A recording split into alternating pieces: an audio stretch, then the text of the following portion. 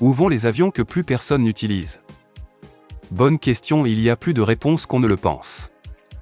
Les avions, inutilisés, retirés, stockés ou hors service, finissent à divers endroits selon leur état, leur âge et leur valeur. Voici les cas les plus courants. 1. Stockage temporaire, short term. Lorsqu'une compagnie aérienne retire un avion mais pense pouvoir le réutiliser, elle le place en conservation dans des installations de stockage. On y effectue des opérations de préservation, scellage, déshumidification, maintenance minimale, afin d'éviter la corrosion et les dégradations. 2. Bonneyard dépôt à long terme.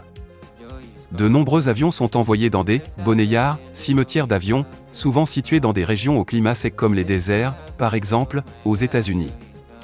L'air aride limite la corrosion, ce qui en fait des lieux idéaux pour un stockage de longue durée. 3. Démantèlement et revente de pièces, par out.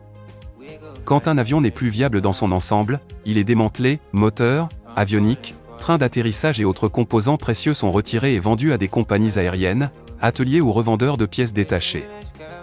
4. Conversion et revente. Certains modèles sont convertis, par exemple, de passagers à fret, ou revendus à des opérateurs régionaux, compagnies à bas coût, marchés étrangers soumis à d'autres réglementations, ou encore à des entreprises de transport de marchandises. 5. Recyclage et décontamination. Quand il ne reste plus de pièces réutilisables, la structure métallique est recyclée, aluminium, titane, etc.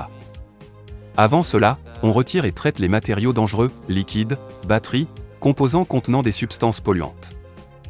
6. Formation ou essais techniques.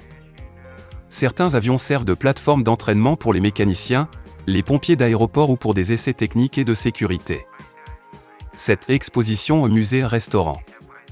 Les avions historiques ou emblématiques sont parfois préservés comme pièces de musée, transformés en restaurants à thème ou en attractions touristiques. 8. Élimination contrôlée. Dans certains cas extrêmes, pour des raisons de sécurité ou d'environnement, un avion peut être définitivement retiré du service et traité conformément aux normes industrielles sur les déchets. Voici une traduction fidèle et naturelle en français, fluide et conservez le ton informatif et poétique du original. Exemple concret, où vont vraiment les avions que plus personne n'utilise?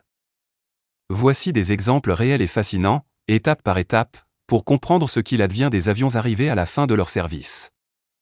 1. Les grands cimetières d'avions, bonneyards.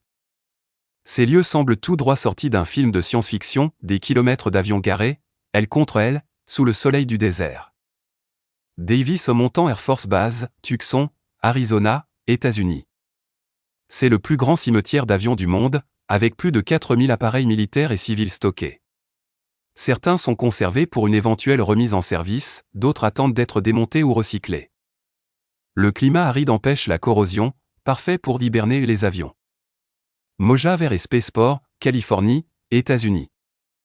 Ici arrivent de nombreux avions commerciaux retirés de compagnies comme Delta ou Lufthansa. Certains sont stockés, d'autres servent à des essais aérospatiaux, par exemple pour Virgin Galactic. Aéroport de Teruel, Espagne. L'un des plus grands d'Europe. Il est devenu un centre majeur pour le stockage et le recyclage des avions. Pendant la pandémie, Teruel était rempli d'appareils immobilisés faute de passagers. Goodyear et Marana, Arizona, Alice Springs, Australie, Tarbes, France, sont d'autres sites célèbres. 2. Le processus de démantèlement et de recyclage.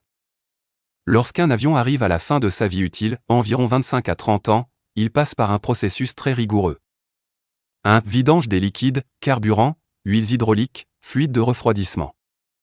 2. Démontage des composants de valeur, moteurs, avioniques, trains d'atterrissage, sièges de première classe, etc. 3. Tri des matériaux.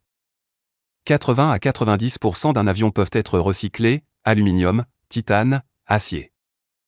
Les plastiques et composites, comme la fibre de carbone, demandent un traitement spécial.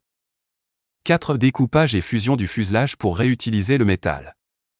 Exemple, un Airbus A320 mis hors service peut fournir jusqu'à 30 tonnes d'aluminium réutilisable. 3. La réutilisation créative. Certains avions connaissent une véritable seconde vie. Couverts restaurants et cafés. Au Costa Rica, un vieux Boeing 727 abrite désormais un bar. En Corée du Sud, un DC-10 a été transformé en café. Hôtel. En Suède, le Jumbo Stay Hotel se trouve à l'intérieur d'un ancien Boeing 747, près de l'aéroport de Stockholm. En France, une Caravelle accueille une suite de luxe. Formation technique.